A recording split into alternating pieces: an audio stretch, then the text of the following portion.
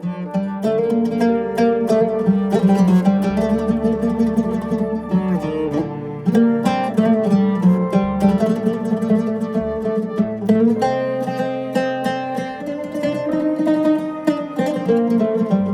الله الرحمن الرحیم. بینەرانی زۆر بەڕێز لە کەناڵی دیمەن لە پرۆگرامی کلیل بە دیدارتان شاد بووینەوە. خۆشەویستان، لەگەڵ دوعای خێرمان و سەلامەتی خۆمان، ماڵ و منداڵمان، تێکڕای بینەرانی بەڕێز، ئێوەی خۆشەویست، هەموو کوردستانیان، وڵات و نیشتیمانمان، خوای پەروەردگار ئێمەش و هەموو مرۆڤایەتیش بپارێزێ لە بەڵای جەنگ و ئاشتی و سەلامەتی بڕێژێ بەسەر هەموو لایەکماندا. هەموو مرۆڤێک لە ژیاندا تووشی شکست دەبێت. لە کاتی شکستدا هەز دەکەی برینێک لە دڵتایە. بەڵام ئەلئالام والمشاق ئیمما، هەموو ئەو برینانەی کە ڕوو دەکاتە دڵی ئینسان، هەموو ئەو شکستانەی کە بەسەر هەر یەکێک لە ئێمەی مرۆڤادێ لە ژیاندا بەڕێزان چوار جۆرە. یەکەمیان ئیحسان و ڕەحمە، ئەوە چاکە و ڕەحمەتی خوای پەروەردگارە لەگەڵ ئێمەدا. ئێمە ڕووکەشەکەی دیوی دەرەوەی بە ناڕەحەتی بە ئازار دەبینین، بەڵام لە ناوەڕۆکدا لە داهاتوودا باشکرا هەستی پێ دەکەین ئەوە ڕەحمەتی خوای پەروەردگارە، ئەوە چاکەی خوای پەروەردگار بوو کە ئەو شکستە ئەو دڵبرینداربوونەمان توش بوو. زانایان فەرموویانە لەولا دموع الفراق ما كانت عزة الفتح. ئەگە پێغەمبەر صلی الله عليه وسلم ئازاری دڵبرینداربوونی دابڕان لە نیشتیمانەکەی خۆی دەربەدەربوون لە مەککەی توش نەبوویایە، چێژی سەرکەوتنی ڕۆژی ڕزگارکردنی مەککەی نەدەبینی. لە هیجرەتا پێغەمبەر صلی الله عليه وسلم کاتێک کەوا شاری مەککەی بەجێهێشت گریا، بەڵام زانایان دەفەرمون لەولا الهیجرە ما كان ليكون للإسلام دولة. ئەگەر ئازاری برینداربوونی دڵ فرمێسکی چاوی پێغەمبەر صلی الله عليه وسلم ڕوحمان بە قوربانی بێ لە کاتی کۆچکردنی لە مەککەوە بۆ مەدینە بەجێهێشتنی زێد و نیشتیمانی خۆی نەبوویایە، ئەگەر ئەو ئازارە گەورە نەبوویایە، هەرگیز ئیسلام نەدەبوو بە خاوەنی کیان و دەوڵەتی سربەخۆی خۆی. کەواتە جۆری یەکەم لەو ئازار و ناڕەحەتی و شکست و دڵبرینداربوونانەی کە تووشمان دەبێت ئیحسان و ڕەحمە، بریتیە لە چاکە و ڕەحمەتی خوای پەروەردگار کە لەو سەرەوە هەستی پێ دەکەین. دووەمیان عەدل و حیکمە. دووەم شکست، دووەم ئازار و ناڕەحەتی کە تووشمان دەبێت بریتیە لە عەدلی خوای پەروەردگار، لە حیکمەتی خوای پەروەردگار. لە دوو حاڵەتە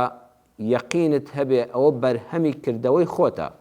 ئەوە خۆت خراپت چاندووە، خۆت دەڕکت چاندووە، بە تەمامە بە گوڵەکان لەو سەرەوە پێشوازی لێ بکەن. ئەبێ بە تەمابی دڕکەکان زیاتر بن و هەموو لاشەت بە دڕکا بچێ. ئەو دوو گوناهەش ئەلبەغی و عوقوق الوالیدەین، زوڵم و ستەم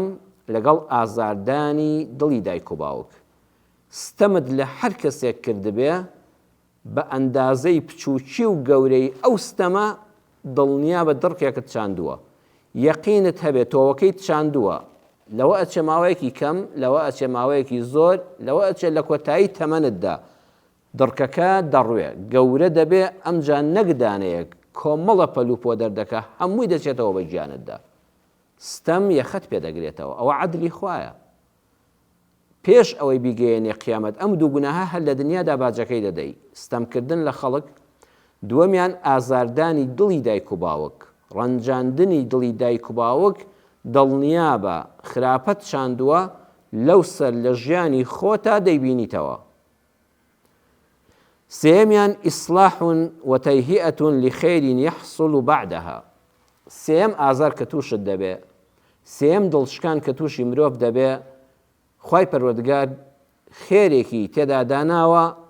لە دوا ڕۆژە بەرهەمی ئەم خێرە دەبینی. بە نمونەیەکی سادەی بەرچاو عەرزی جەنابتان بینەرانی خۆشەویست بکەم، ئەویش ئەوەیە: دەنکە گەنمێک کاتێک کە جوتیار دەیخاتە ناخی زەویەوە، ئەمجا بە جووتکردن ئەو تراکتۆرە دێ و ئەو زەوی بەسەرا هەڵدەژێڕێتەوە، ئەم دەنکە گەنمە بە زمانی حاڵی خۆیەگە قسەمان بۆ بکات، دەڵێ ئای چیم لێ بەسەر هات، دەنکێ گەنمی جوان لە دنیایەکی ئازادا بووم ئێستا فڕێیان دامە سەر ئەو زەویە دواتر نەک بە فڕێدان ئەو جوتیارەکە چاندی فڕێدایە سەر زەوی ئەمجا ئەم تراکتۆرە هات و ئەم زەویەی بەسەرا هەڵگێڕامەوە ڕووناکی خۆرم لێ دیار نەما خرامە ژێر ئەم کەرسەکە گەورانەوە ژیانم هەمووی لە تاریکیدایە ئێستا و دەنکە گەنمە ئاوا هەز دەکا بەڵام دوای ماوەیەک بارانی ڕەحمەت دەبارێ دەنکە گەنمەکە چەکەرە دەکا شین دەبێ ئەمجا وردە وردە تاریکی خاک بەجێ دێڵێ بەرەو ڕۆشنایی دەڕواتە سەرەوە دەچێتە سەر زەوی لە زەوی باڵا دەکا بەقەدەر پشتێنی مرۆڤ بەرز دەبێتەوە ئەمجا گوڵەگەنمی زۆر دەردەکا هەر گوڵەگەنمێک چەندەها دەنکە گەنم لە خۆی دەگرێ لە دواترە زۆر بە حرمەتەوە تەماشا دەکرێ ڕێزی لێ دەگیرێ ئەم دەنکە گەنمە ئەمجا بۆی دەردەکەوێ ئەگەر بێت و نەخرایە تاریکی زەویەوە ئەگەر فڕێ نەدرایە یەکەم جار ئەگەر جووتی بەسەرا لێ نەخوڕدرایە ئەگەر تاریکی زەوی نەبووایە ئێستا ئەم شکۆ و باڵا بەرزی و جوانی و قنت و قیجی و ئەم زیادەیەی ئەم زیادبوونەی بەخۆیەوە نەدەبینی واللهی خۆشەویستان ئەوە ڕێک ئێمەی مرۆڤین کە ئێمە ئەو نانە دەخۆین ئەو دەنکە گەنمە دەخۆین کە دەبێ بەنان ژیانی ئێمەش وایە زۆر جار ژیان دەتخاتە تاریکیەوە زۆر جار دڵت وا تەنگ دەبێت ڕووناکیەک لەم سەر زەویە نابینی بەڵام وەکو دەنکە گەنمەکە کە دەگەڕێ بە دووی ڕووناکیەکە لەکوێوە هەبێ بەڕەو ئەو ئاراستەیە چەکەرەی خۆی دەکا تۆش دەستەکانت بەرزکەوە بەرەو ئاسمان تۆش چاوەڕێ بە لە پاییزێکە بارانی ڕەحمەت دەبارێ وردە وردە زیندوو دەبیتەوە دواتر دێیتە دەرەوە لە تاریکیەکان دواتر باڵا دەکەی بەرز دەبیتەوە ئەمە ژیانی هەر یەکێک لە ئێمەیە زۆر جار ناڕەحەتیەکانی ژیان دروستمان دەکەن ئەو شانازەی کە ڕۆژە تووشت دەبێ هی ئەو ئازار و شکستەیە کە هاتوۆتە ڕێگات چوارەمیان لدەفعی ئەلەمین هو ئەصعب منها خوای پەروەردگار تووشی شکستمان دەکا بۆ ئەوەی کەوا بەڵایەکی گەورەترمان لێلادا هەمومان سوڕەتی کەهف دەخوێنینەوە لە سوڕەتی ئەلکەهفە هەتا قیامەت کابرای خاوەن کەشتی نازانێ کەشتەکەی بۆ کون بوو بەردەوام ئازاری دەخوارد دڵی ناڕەحەت بوو کەشتێکم هەبوو نەفەرم پێدەگواستەوە بژێوی خۆم و ماڵ و منداڵم لەسەر دابین دەکرد چەند خێزانێک نانمان لەسەر ئەم کەشتێ بوو بە پارەی حەڵاڵ یا ئیلاه العالەمین خۆ من نە حەرامم خواردووە نە زوڵم و ستەمم لە کەس کردووە نە چاوم لە ماڵی کەسەوە بووە بە تەما بووم لە ناو دەریادا بە پارەی حەڵاڵ ماڵ و منداڵم چەند خێزانێک بەخێوکەم ئەو خاوەن کەشتیە تا دەچێتە قیامەت لەم حکمەتە ناگا بەڵام لە سوڕەتی ئەلکەهفە پەروەردگار لە زمانی خضر و موسا و بۆمان دەژێڕێتەوە کە فەرمووی ئەگەر بێت و کەشتێکم کون نەکردایە عیبدارم نەکردایە کونێکم تێ نەکردایە وەکانە وەڕاءەه مەلیک یەأخذ كل سەفینەة غەصبا ئەوە دڵنیابە لە پێشیەوە کابرایەکی ستەمکار هەبوو کە تەماحی لە نانی هاوڵاتیەکانی خۆی دەکرد هەر کەشتێک ساغ بوویایە دەستی بەسەرا دەگرت و دەیبر بۆ خۆی ئیتر هەتا ئەمان نان بڕاو دەبوون خوای پەروەردگار بە حکمەتی خۆی بە ڕەحمەتی خۆی فەرمانی کرد بە یەکێک لە بەندە دڵسۆزەکان لەو کەسانەی وعەلەمناه من لەدونا عیلما کە خضرە فەرمووی بڕۆ کەشتی ئەو پیاوە کونکە ئەو پیاوە زۆر ناڕەحەت بوو بەڵام کاتێک کە لە دواترە پیاوەکانی پاشە هاتنە سەیری وتیان وڵا بەمە تەختەیەکی نوقسانە ئەمە کونێکی تێبووە ئەمە بە کەڵکی ئیش نەماوە پاشە شتیوا کونکراوی ناوێ دواتر چوو بە پارەیەکی کەم تەختەیەک بزمارێکی هێنا و شوێنەکەی پێگرتەوە خەفەتی پێدەخوارد باشە ئەمە بۆچی وامان لێ هات بۆچی ئەو ڕۆژە لە کار کەوتم بۆچی چەند سعاتێک بێ ئیش بووم بەڵام خوای گەورە بەڵایەکی زۆر گەورەی لەسەر لابرد تەواوی ژیانی ئێمەش بە ڕێزان ئاوایە زۆر جار خوای پەروەردگار هەندێک ڕاد دەگرێ بۆ ئەوەی بەرزت کاتەوە سبحانە من یەبتەلیکە لیوڕەقیکە تاقیت دەکاتەوە تا بەرزت بکاتەوە کەواتە خاڵی یەکەم هەموو مرۆڤێک کە لە ژیانە تووشی شکست و ناڕەحەتی دەبێ تەنها ئەمەیان نەبێ سیانیان ڕەحمەتە بەس تەمت لە خەڵک نەکرد بێ دڵی دایک و باوکت نەڕەنجاند بێ ئەوەی تری هەمووی مایە ڕەحمەت و بەرزبوونەوەی تۆیە یەکێ لە حکمت و سوودەکانی دڵناڕەحەتی و شکست لە ژیاندا ئەوەیە لە کاتی هەر شکست و دڵبرینداربوونێکدا دوو جۆر کەس لە دەوری خۆت دەبینی بەخوا شکستەکانی ژیان وەکو نەخۆشکەوتن ئای ئینسان کاتێک کە نەخۆشکەوت هەست بە چ شکستێکی گەورەی خۆی دەکات. نەخۆشکەوتن، هەژارکەوتن، دەوڵەمەند بووی لە کتوپڕێکە بازار نامێنێ، موچە نامێنێ، ژیانن نامێنێ و هەست بە هەژارێکی زۆر دەکەی. قەرزدار بوون، ناوێری بە بازار ڕابڕۆی شەو هەتا بەیانی بە خەفەتەوە دەتلێیتەوە خوا کە لە دەرگا دەدرێ یەکێ بۆ سەردان هاتوێتەوە ئازانی خاوەن قەرزە. قەرزاری شکستێکی گەورەیە لە دەستچوونی ئازیزان. کاتێک کە ئازیزێکت دەمرێ و لەبەر چاوی خۆت دەخرێتە خاکەوە چ برینێکی گەورە دەکەوێتە ناخ و ویژدان و دڵی مرۆڤەوە. هەروەها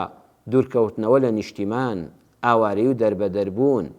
زیندانی بوون و گرتن، ئەمانە هەموو شکستن. بەڵام لە کاتی شکستە دوو جۆر کەس لە دەوری خۆت دەبینی. یەکەم کەسانی دڵسۆز و خەمخۆر، کەسانێک لە دەورت کۆ دەبنەوە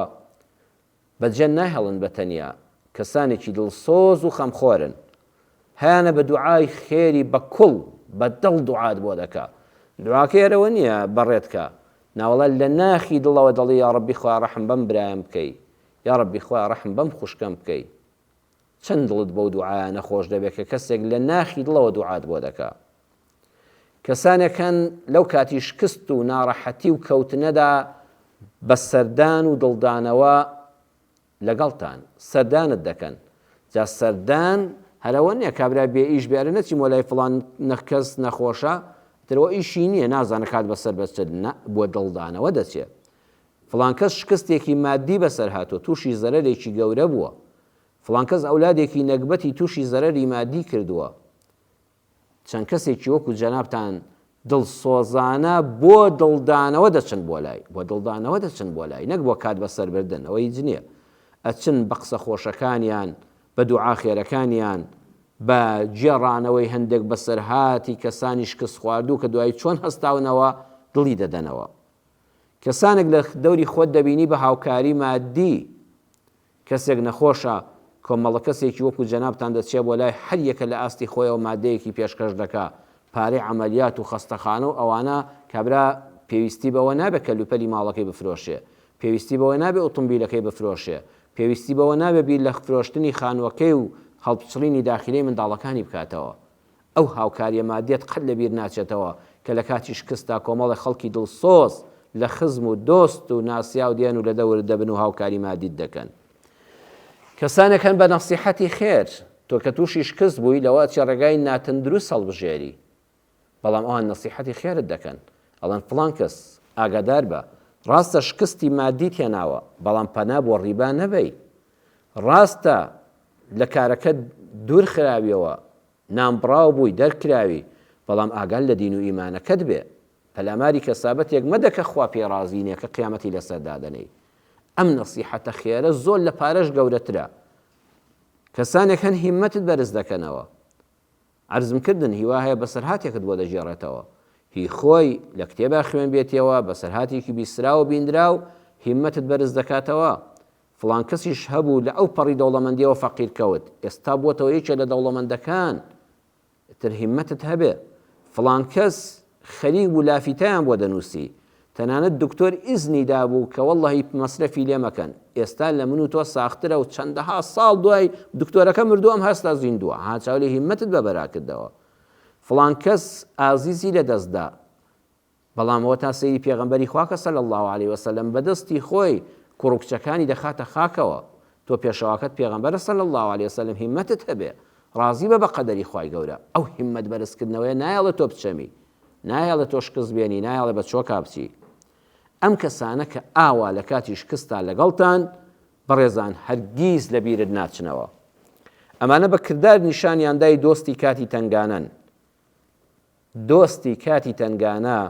ئینسانی بە وەفا و مەرد هەرگیز لە بیری ناچنەوە. هەر کەسێک وەفادار بێ، هەر کەسێک کەسێکی مەرد و جوامێر بێ، قەت ئەو کەسانەی لە بیر ناچێتەوە کە لە کاتی تنگانە و شکستی ژیانە لەگەڵی بوون و هەمیشە لە خەیاڵی ئەوەدایە ڕۆژە چاکەشیان بداتەوە. پێغەمبەری خوا صلی الله علیه وسلم ڕابەر و مامۆستای ئێمە نەهامەتی و ساتی دژواری زۆری چەشت. لەو کاتانەدا وەکو دوژمنی هەبوو، پێغەمبەری خوا صلی الله علیه وسلم هەمیشە دۆستی پاڵپشتی چاکیشی هەبوو کە هەرگیز ئەو دۆستە باشانەی لە یاد نەدەکردن. ئینسانی ڕاستەقینە کە مرۆڤی ڕاستەقینە و بە مەبدەء بێ هەموو کەسە دۆستن نابێ، دڵنیا بە ناحەزانت هەر دەبن. مرۆڤی بە مەبدەء، مرۆڤی ڕاست لەگەڵ خوا و لەگەڵ خۆی و لەگەڵ خەڵکە ئیلا نالەبارێک هەر دوژمنت دەبێ. بەڵام بە فەزلی خوای گەورە هێندەت چاکە کردووە کەسانی دۆست و ئازیز و خۆشەویستیش لە دەورن نابڕێن، لە کاتی تنگانە لەگەڵتن. ئینسانی مسلمان وەکو پێغەمبەری خوا صلی الله علیه وسلم دەبێت هەمیشە هەوڵی ئەوە بدا کەوا لەبەر چاوی بێ بیر لەوە بکاتەوە ڕۆژێک پاداشتی ئەم چاکەیان بداتەوە. لە فەتحی مەککەدا لە ڕۆژی ڕزگارکردنی شاری مەککەدا سەدان کەس دەیانەویست بێنە خزمەت پێغەمبەری خوا صلی الله علیه وسلم و قسەی لەگەڵ بکەن و لێی نزیک ببنەوە. کەسانێک دەهاتن داوایان دەکرد ئەی پێغەمبەری خوا تکال لێ دەکەم لێم خۆش بە، وەکو شخصی خۆم زۆرم خراپە بەرامبەر بە جەنابت و مسلمانان کردووە، تکایە بمبورە. هیوا هەبوو دەیوت لەوە ئەچێ سەحابەکان کاتی خۆی کە لە سەردەمی مەککەدا بوون زۆر چەوساندومنەوە، ئازارم داون، ئێستا پەنام بۆ هێناوی ئەی پێغەمبەری خوا صلی الله علیه وسلم پەنام بدە، پەنام بدە و بانگەواز بکە بڵێ فڵان کەس لە پەنای منایە و کەس تۆڵەی لێ نەکاتەوە ئازاری نەدا. هیوا هەبوو تازە مسلمان دەهات دەیوت ئەی پێغەمبەری خوا صلی الله علیه وسلم پرسیارم هەیە لەم کاتەدا کە بە سەدان بگرە بە هەزاران خەڵک دەیانەوێت پێغەمبەری خوا بینن صلی الله علیه وسلم، پیرەژنێک ئافرەتێکی بە ساڵە چووی پشت چەماوە گۆچانێک بەدەستەوە پشتی چەماوەتەوە دێتە خزمەت پێغەمبەری خوا صلی الله علیه وسلم. پێغەمبەری خوا بە پێشوازیەوە دەچێت زۆر ڕێزی لێ دەگرێ، بەیەکەوە دادەنیشن قسە و باسییان درێژە دەکێشێ. لەم ساتە وەختەدا کە پێغەمبەر صلی الله علیه وسلم پێویستی بە کاتێکی یەکجار زۆرە بۆی فرێ ئەو هەموو خەڵکەکەوێ، بەڵام کاتێکی یەکجار زۆر بەم پیرێژنە کۆنە ساڵە دەبەخشێ. کاتێکە بە حورمەتەوە بەڕێی دەکا و دانیشتنەکە تەواو دەبێ، خاتو عایشەی دایکی ئیمانداران خێزانی پێغەمبەری خوا صلی الله علیه وسلم ڕەزا و ڕەحمەتی خوا لە دایە عایشەش بێ، خۆی بۆ ناگیرێ، دەفەرمێ من هذه یا رسول الله صلی الله علیه وسلم، ئەوە چییە بۆ ئەی پێغەمبەری خوا؟ دەفەرمێ ئینەها صاحبەت خەدیجە، ئەوە هاوڕێکەی خەدیجەی خێزانم بوو، کانت تەئتینا ئەیامە خەدیجە، ئەو ڕۆژگاری کە من و خاتو خەدیجە هاوسەری ژیانی یەک بووین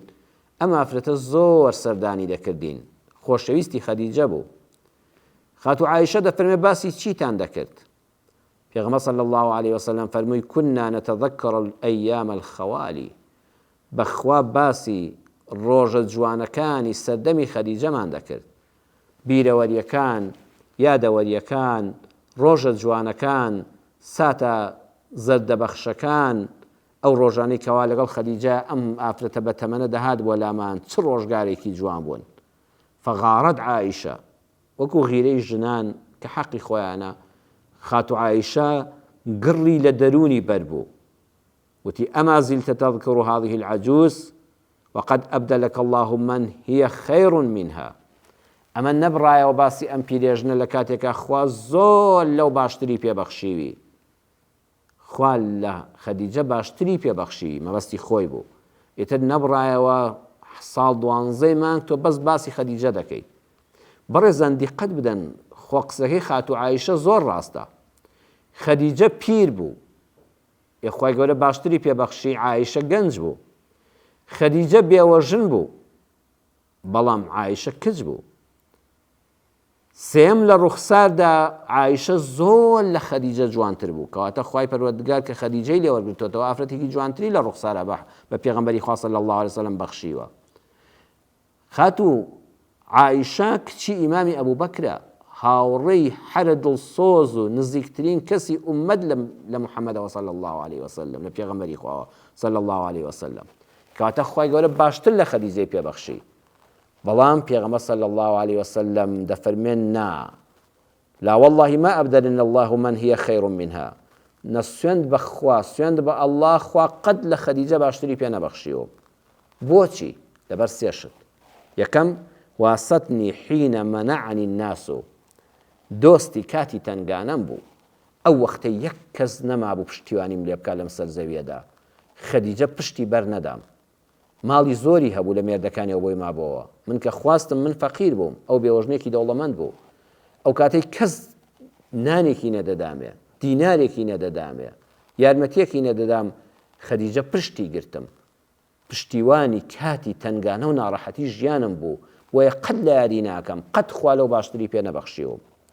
دووەم ئامەنەت بی حینە کەذەبەنی الناس، و ئەو وەختەی وتم پێغەمبەری خوام کەس بڕوای پێ نەدەکردم، ئەو بە بێ مناقەشەکردن یەکسەوتی تۆ پێوێکی ڕازگۆی یەکسەر ئیمانی پێهێنام، بە بێ گفتوگۆ و مناقەشە یەکسەر ئیمانی پێهێنام، کەواتە لە کاتی تنگانەدا بڕوای پێکردم. سێمیان دایکی منداڵەکانم بوو، من بەهۆی خەدیجەوە بوومە باوک، چونکە پێغەمبەر صلی الله علیه وسلم لە هەموو خێزانەکانی تەنها لە خەدیجە و لە ماریە منداڵی، لە ماریە بەس ئیبراهیمی بوو، ئەوە منداڵەکانی تری کوڕ و کچ هەمووی لە خاتوو خەدیجە بوون. فەمووی من بەهۆی ئەو ژنەوە بوومە باوک، لەوانی تر منداڵم نەبوو، وشەی باوکە گاڵتە نییە، ئەگەر ئەو خێزانم نەبوویە من قەت وشەی باوکەم لە منداڵەکانمەوە لە کەسێکەوە گوێ لێ نەدەبوو، من بەهۆی خەدیجەوە بوومە باوک، وەیە قەت خوای پەروەردگار لەو باشتری پێ نەبەخشیوم. بەڕێزان سەیری ئەو وەفاداریە، ئینسانی وەفادار و مەرد هەرگیز ئەو کەسانە لەبیر ناکە کە لە کاتی شکست و تنگانە و دڵبرینداربوونی ژیاندا لەگەڵی بوون و پشتیان تیا نەکردو و پشتیان بەرنەداوە. پێغەمبەری خوا صلی الله علیه وسلم مامۆستا و ڕابەر و پێشەوامان نیشانی داین کە بەڕاستی ئینسانی وەفادار و مەرد ئەبێ بە وەفا بێ، بەتایبەت لەگەڵ خێزانیدا، ژن لەگەڵ پیاوەکەیدا، پیاو لەگەڵ ژنەکەیدا، تەنها ئەو ڕۆژگارە نەبینێ کە ئێستا لە خۆشیدایە کە دەوڵەمەندە، کە مناڵی هەیە، بەڵکو هەموو ڕۆژگارە سەختەکانی ژیانیش ببینێ کە ئەم ژنە لە پێناوی تۆدا تووشی چەند چەرمەسەری، کرێچێتی، دەربەدەری، شەو نوخونی، هەژاری هەمووی قبول کردووە لە پێناوی وەدا کە هاوسەری ژیانی تۆ بێ. و هەروەها ئافرەتێکیش وەفادار بێ بەرامبەر بە پیاوێک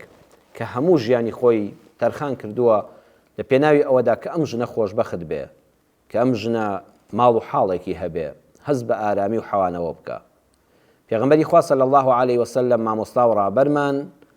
نەک لەگەڵ خێزانیدا، نەک لەگەڵ موسڵماناندا، بەڕێزان هەمیشە لاپەڕەکانی ژیانی تەماشا دەکرد. لە کاتی شکست و ناڕەحەتیەکانیدا ئەگەر کافرێکیش بە دەمیەوە هاتبێ نەیفەرموو ئەوە کافرە، ئەوە دوژمنی خوا و ئیسلامە، نەخێر، وەکو شەخصی خۆم، وەکو مسلمانان ڕۆژگارێک چاکەیەکی هەبووە، یەک چاکەی بەرامبەرمان هەبووە، دەگەڕین لە دەرفەتێک با کافریش بێ وەڵامی ئەو چاکەی بە چاکە بدەینەوە. بۆ نمونە لە کاتی جەنگی بەدردا کە مسلمانان بەرەو بەدر بەڕێکەوتن، سوپای مسلمانان هەمووی کۆبووبەوە چاوەڕێی شەڕێکی قورسن، چونکە پێغەمبەر صلی الله علیه وسلم بە تەمای جەنگ نەهاتۆتە دەرەوە، 313 کەسی لەگەڵا، هەندێکیان هەر چەکیان پێدیە. ئێستا هەواڵگری هاتووە کە قوڕەیش بە 1000 کەس زیاترەوە هاتۆتە مەیدانی جەنگ، ئەسپی جەنگیان پێیە، ڕمی قورسیان پێیە، چەکە قورسەکانی جەنگیان پێیە، سێقات و چوارقاتی مسلمانان لە ڕووی ژمارەی سەربازەوە هاتوون، بۆیە شەڕێکی چارەنووسسازە. پێغەمبەر صلی الله علیه وسلم لەم کاتەدا کە دڵی مسلمانان بەهێز دەکا، هیممەتیان بەرز دەکاتەوە، شتێکی سەیری لێ دەبیستن، ئەویش لەو کاتەدا ڕوو دەکاتە سوپاکێ و دەفەرمێ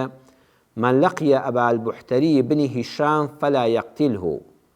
فإنه كان له معنا بمكة كذا وكذا. أي سوپاکەم هەمووتان ئاگادار بن، ئێستا ئێمە دەڕوین بەرەو بەدر، سوپای قوڕەیشی کافریش مشریک لە مەکەوە هاتووە بە سەرکردایەتی ئەبوو جەهل، ڕوبەڕووی یەک دەبینەوە، یەکێک لەو کافرانەی کە هاتووە شەڕمان لەگەڵا بکە، هاتووە بمان کوژێ و شمشێری ڕووتی بەدەستەوەیە، ناوی ئەبا بەحتەری کوڕی هیشامە، هەر کەسێک لە مەیدانی جەنگا ڕوبەڕووی بۆەوە با وازی لێ بێنەوە نەیکوژێ. باشە بۆ نەیکوژێ؟ خۆ ئەو هاتوو ئێوە بکوژێ، ئەمە جەنگە، ئەو لە بەرەی دوژمندایە، نەیارە بەخوا و بە پێغەمبەر صلی الله علیه وسلم کابرایکی کافرە، ئەنجا بە ئارەزوی خۆی شمشێرەکەی هەڵگرتەوە هاتۆ ئێمە بکوژێ. ئەی پێغەمبەری خوا صلی الله علیه وسلم بۆ لەناو ئەو هەموو خەڵکەیە دەست لە فڵان کەس بپارێزین، فەرمووی لەبەر ئەوەی فإنه كان له معنا بمكة كذا وكذا، ئەو پیاوە لە قۆناغی مەکەدا پیاوەتێکی گەورەی بەسەر ئێمەوە هەیە. ئەو ڕۆژەی کە قوڕەیش دەنگی لە ئێمە دابڕی، لە شیوی ئەبی تالیبا گەماروی خستینە سەر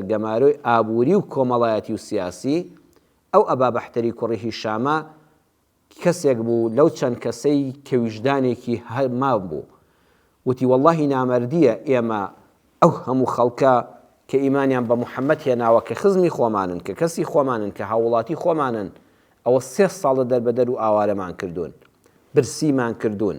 نانمان لێ بڕیون شتیان لێ ناکرین و پێ نافرۆشین ژن و ژنخوازیان لەگەڵ ناکەین ناهێڵین بێنە شاری مەککەوە تەوقمان کردن وا لە برسانە مردن ئیتر مەردانە چوو ئەو نووسراوی کە بە کەعبەوە هەڵواسرا بوو وەثیقەکە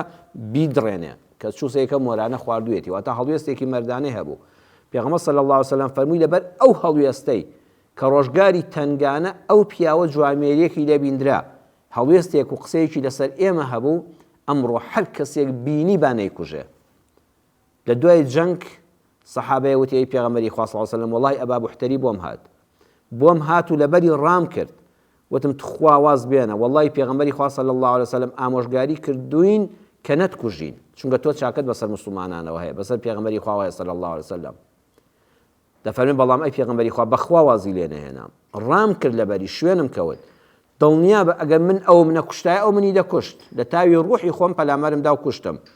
پێغەمبەر صلی الله علیه وسلم نەیفەرموو دەستت خۆش بێ بەڵکو فەرمووی عەفە الله عنکە خوا لێت خۆش بێ خوا بتبورێ واتە بە مردنەکەی خۆشحاڵ نەبوو الله لەم وەفاداریە کو ئەم وەفاداری ئەمڕۆ ماوە کابرا دوژمنی سەرسەختی جەنگت بێ بەڵام لە هەموو دەفتەری ئەعمالی تەمەنیدا یەک جار چاکەی بۆ تۆ بوو بێ ئەبێ ئەو چاکەیە ڕۆژگارێک قەرەبوو بکەمەوە ئەی موسڵمانان دەستی لێ بپارێزن هەروەها لەبارەی ئەو کەسانی کە چاکەیان لەگەڵ پێغەمبەر کردووە صلی الله علیه وسلم لە کاتی شکست و دڵشکاندا یەکێ لەوانە مطعیمی کوڕی عەدی بووە مطعیمی کوڕی عەدی ئەو کاتێک کە نامەردەکان کاڵفامەکانی تائیف وەڵامی پێغەمبەری خۆیان نەدایەوە صلی الله علیه وسلم وەکو پێغەمبەر قبوڵیان نەکرد کە پەنای بۆ بردبوون بەڵکو زۆر نامەردانە و ناجوامێرانە بەربارانیان کرد هەرزە و نەفام و شێتەکانیان شوێن کەست بەردیان بە لەشی پیرۆزی دادا تا خوێن هاتە ناو پێڵاوەکانیەوە بە قاچی پیرۆزی داهاتە خوارەوە ئالەو کاتەدا دەفەرمێ جوابی شاننار بۆ ئەهلی مەککە وتیان موحەممەد پەنای بۆ ئێمە هێناوە ئەنجا کە هاتەوە مەککە وەری مەگرنەوە ئەو پیاوە دەیەوێت لە سنووری مەککە دەرچێ و بانگەوازەکەی بگەێنێ بە شوێنانی تر واتە پێغەمبەر صلی الله علیه وسلم وەکو ئەوەی کە مافی وەرگرتن ئەمڕۆڵەن لجوئی سیاسی لە تایف نەدرایە ئێستا نیشتیمانەکەی خۆشی لێ قەدەغە بووە لەو بەینایە مایەوە بۆیە کەسێکی نارد بۆ لای کۆمەڵک لە ڕیشسپی و پیاماقوڵ و دەستڕۆیشتوانی قوڕەیش و مەککە کەسیان بەخۆیان نەگرت بەڵام مطعیمی کوڕی عەدی لەگەڵەوەدا کە کافر بوو یەکێک بوو لە خاوەنی کۆمەڵە کوڕی زۆر خزمی زۆر دەسەڵات و هێزێکی هەبوو وتی با موحەممەد بێ من دەیخەمە پەنای خۆمەوە بەخۆی کوڕەکانی چەک و سیلاح و شمشێری لە خۆی بەست و چوە دەوری کەعبەوەتی موحەممەدی کوڕی عەبدوڵڵاه ڕاستە چوە پەنای بۆ تائیف بردووە وەریان نەگرتەوە هاتۆتەوە بەڵام پەنایم بۆ من هێناوە هەر کەسێ دەستی بۆ بەرێ دەستی دەبڕم ئەوە لە پەنای منایە و پارێزراوە کەس نەیتوانی لە ترسی مطعیم دەست بۆ پێغەمبەری خوا بەرێ صلی الله علیه وسلم سوکایەتی پێ بکە یان پەلاماری بدا یان لە مەککە دەری بکە پێغەمبەر صلی الله علیه وسلم دوای چەندین ساڵ ئەمەی هەر لەبیرە کاتێکەوە دیلەکانی بەدر 70 دیلی لەبەر دەستا بوو فەرمووی لو كان مطعم بن عدي حيا ثم كلمني في هؤلاء النتنى لأطلقتهم له إمام أبو داود حديث كي روايات كدوش شغلباني دفرمي الصحيحة فمي خوزقاه مطعمي كري عدي أستاب مايا پیاوەتیەکی بەسەرمانەوە هەیە ئەو ڕۆژەی تائیف کە گەڕامەوە بە دەنگمەوە بۆ و هاوکاری کردم وەڵڵاهی ئەمڕۆ ئەو پیاوەتیم هەر لەبیرە ئەو چاکەیە لە کاتی شکستە لە کاتی دڵبرینداریدا کە ئەو پیاوە بەهانامەوە هات و پەنایدام هەر لەبیرمە ئەمڕۆ مطعیمی کوڕی عەدی بمایە هەر لەسەر دینی کافری خۆشی بمایەوە کە بە کافریش مرد تەکلیفی لێ بکرد مابی و تا لەبەر خاتری من ئەو 70 دیلە کافرە بۆ گەنە بەردە هەر 70یانم لە پێناوی ئەوە بەردەدا بەبێ پارە بەبێ فێرکردنی خوێندنی منداڵانی موسڵمان بەبێ بەدەل و بەبێ گۆڕینەوەی دیل بەبێ هیچ شتێک بەس تەنها لەسەر تەکلیفی ئەو چاکەیی کە لەگەڵ ما هەیبوو ئەمڕۆ لەبەر خاتری ئەو تەکلیفی لێ بکردمایە و قسەی لەگەڵ بکردمایە هەر 70 دیلە کافرەکەی بەدرم بۆ بەردەدا ئەمە پێمان دەڵێ ئینسان دەبێت بەردەوام وەفادار بێ و هەرگیز ئەو کەسانەی کە لەیاد نەچێ و لە یادیشی ناچێ ئینسانی بە وەفا و مەرد و جوامێر کە لە کاتی شکستا لەگەڵی بوون. لە کاتی شکست و دڵناڕەحەتیدا مرۆڤ کەسانێکیش لە دەوری خۆی دەبینێ کە خوێ دەکەنە سەر برینەکانت. ئەمەیان زۆر خەتەرە. 100 قاتی ئازاری برینەکە ئەو خوێیە کە دەکرێتە سەر برینەکە. هەرگیز مرۆڤ ئەوانەشی لەبیر ناچێتەوە. لە کاتی شکستە و دڵبرینداری و چاو بە فرمێسکی و هەژاری و شکستە کەسێک کە خوێ بکاتە سەر برینت خۆشحاڵ بێ بە شکستت بەڕێزان حتا مردن دڵنیا بە لەبیر ناچێتەوە. بۆیە ئامان موسڵمانی بەڕێز بینەری بەڕێز ئامان نەکەی لە کاتی شکستی هیچ کەسێکا یاری بە هەستی بکەیت. هەرگیز لە کاتی شکست و دڵناڕەحەتی کەسێکدا پێمەکەنە. لەو کاتەدا پێمەکەنە چونکە ئەو وازانە بەو پێدەکەنی شوێنی پێکەنین نییە. ئەو خوێن لە دڵی دێ فرمێسک بە چاویا دێ کە چی تۆ لەو کاتەدا پێدەکەنی. بڕواتان هەبێ خەڵکم بینیوە لەسەر قەبران کابرا ئازیزی لەدەستداوە نازانێت چۆن ئەو خاکە ئازیزەکەی لە باوەش گرت و لەبەر چاوی دەنێژرێ خەڵکم بینیوە خاقا پێدەکەنێ یتواتی بۆ سە قەبران بە حیساب لەگەڵ ئەوەیە کە دڵنەوایی بکەی کە چی لەو لاوە باسی نرخی دینار و دۆلار و جەنگ و شەڕ و پێکەنین و ئەزانی ئێگە تۆ ئاگال لە خۆت نییە بەڵام ئەو خاوەن مردووە ئەو کەسی کە ئازیزەکەی لەدەستداوە حتا مردن ئەو پێکەنینەی تۆ لەبیر ناچێتەوە ئەوە تۆ خوێت کردە سەر برینەکەی لە مردنەکە ئازاراویتر ئەوەیە ئەو پێکەنینە لەو شوێنەدا. هەرگیز پێمەکەنە بە کەسێک کە لە هاوسەری جیابووەتەوە. ئافرەتێک کە جیابووەتەوانێ تۆ لەو کاتەدا باسی خۆشی ژیانی هاوسەری خۆت ئای مێرد چ شتێکی پاڵپشتی گەورەیە ئای منداڵی خۆت چەند خۆشە وەی خوا تەڵاقدان تازە ماڵت دوێران بوو بەخوا هەر لە ڕوون نایە بچێ ناو خەڵکەوە بە ئەندازەی جیابوونەوەکە و برینی جیابوونەوەکە ئەم قسانەی تۆ خوێ دێکی ئێستا برینەکەی ئەزانی وافرەتە لەوە چێ ڕۆژە شوو بکاتەوە بچێتەوە ماڵ و حاڵی خۆی لەوە چێ ئەو پیاوە ژن بێنێتەوە ماڵ و حاڵ پێکەوە بنێتەوە بەڵام قەت ئەو قسە تاڵانی تۆی بیر ناچێتەوە. لەو کاتەدا چاوەڕێی دەکرد یان هیچ ماڵێ یان ئەو بابەتە هەرمەکەوە یان قسەیەکی جوان دڵنەوایی دوعای خێر نمونەیەکی جوانی بۆ بجێڕەوە بەڵام تۆ لەو کاتەدا خوێمەکە سەبرینی قەت کۆمنتێک دژی کەسێک مەنووسە لە ژیان تا پەنجەت نەچێتە سەر مۆبایلەکەت کۆمنتێکت بۆ خەڵکێک نووسیبێ لەوە چێ ئەو کۆمنتە بخوێنێتەوە لەوە چێت تۆ دوای هەموو لەبیر چوو بێتەوە بەس ئەو لەبیری ناچێتەوە. دۆستێکت بە کۆمنتێک دەدەستدا لەوە چێ ڕۆژگارێ بچێەوە بەردەستی ئەو لەبیری دەمێنێ. خۆشحاڵی خۆت بە شکستی کەس دەرمەبڕە. کەسێک لە بازاڕە هەرسی هێناوە شکستی هێناوە پارەی خوراوە پارەی لەدەست چووە زەرەری کردووە قەت خۆشحاڵ مەبە لەوە چێ خۆی پەروەردگار ڕەحم بەو بکە هەستێتەوە تۆ تووشی هەمان شکست بیەوە تۆ پەروەردگار هەمان شکست بەسەر تۆ بێنێ چونکە بۆ هەمیشە ئەو کەسە لەدەست دەدەی کە لە کاتی شکست و ناڕەحەتیدا خۆشحاڵ بووی. دکتۆر محەممەدی خانی زۆر جوان دەڵێ با بە یەکەوە پێ بکەنین بەڵام تخوا با بە یەکتری پێ نەکەنین. ئەگە شتێک شایانی پێکەنین و خۆشی بوو بە هەمومان بەشدار بین تێیدا بەڵام زۆر ناشیرینە بە یەکتری پێ بکەنین یەکتری بشکێنین. با بە یەکەوە بخۆین بەڵام یەکتری نەخۆین. با ئەگە شتێک هەبوو بە هەمومان پاروێنانێکی حەڵاڵە بیخۆین بەڵام با هەوڵ بدەین نەبینە گورگ بۆ گیانی یەکتر با یەکتری نەخۆین. زۆر کەسەیە بڕواتان هەبێ شکستی ژیانەکە نایفەوتێنێ بەڵام لۆمەی خەڵک دەیشکێنێ دەیکوژێ. دکتۆر محەممەد عەبدوڕەحمان العەریفی لە کتێبی ئیستەمتع بحەیاتیکە ئەو چاپەی لای منە لە لاپەڕی 1984دا و ئەم کتێبە کراوە بە کوردی بە ناوی بەختەوەر بژی مامۆستای هێمن محەممەد عەلی کردوێتی بە کوردی لە لاپەڕی 1990 کوردیەکەیدا